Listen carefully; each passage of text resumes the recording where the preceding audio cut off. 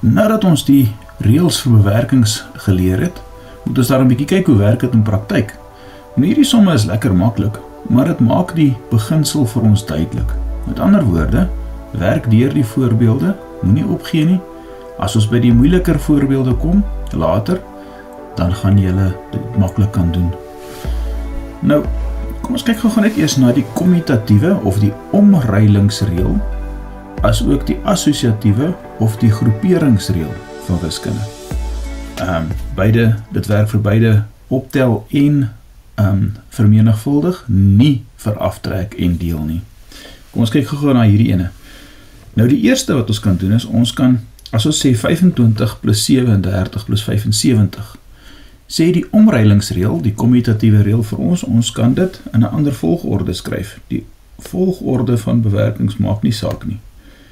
Met ander woorde, ons kan dit skryf as 25 plus 75 plus 37.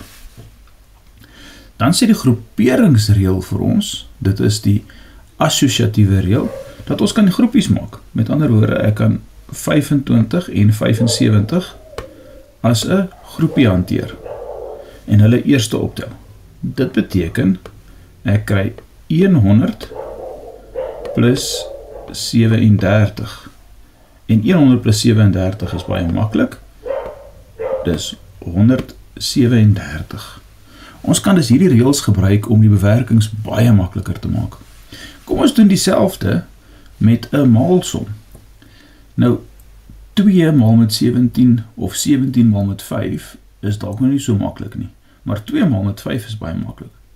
So kom ons skryf dit oor as 2 maal 5 maal 17. Dit is die kommutatiewe of omruilingsreël. Nou kan ons die assosiatiewe of groeperingsreël gebruik en sê, kom ons maak eers 'n groepie van 2 maal 5 en dit gee vir ons 10 maal 17. En 10 maal 17 is baie maklik. Dit is 170. As ons reëls ken, kan ons dus bewerkings baie vinnig en baie maklik maak.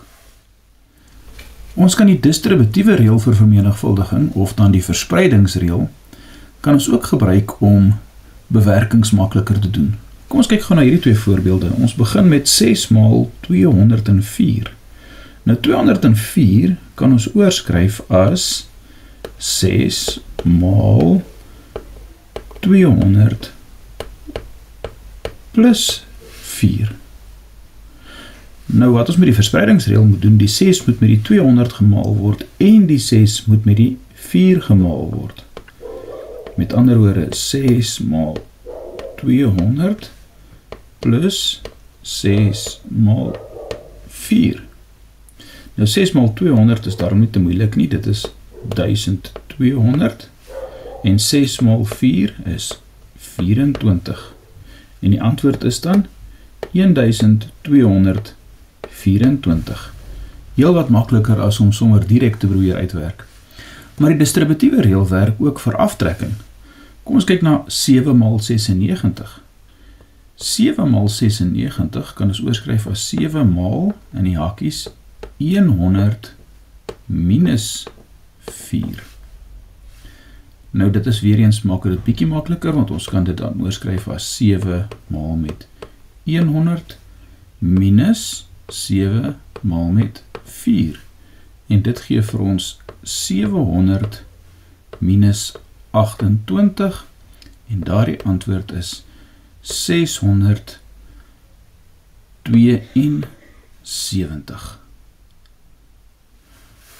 As ons reëls ken, word bewerkings baie makliker, want wiskunde is mos maar net stappe en die reëls sê vir ons watter stappe om te volg.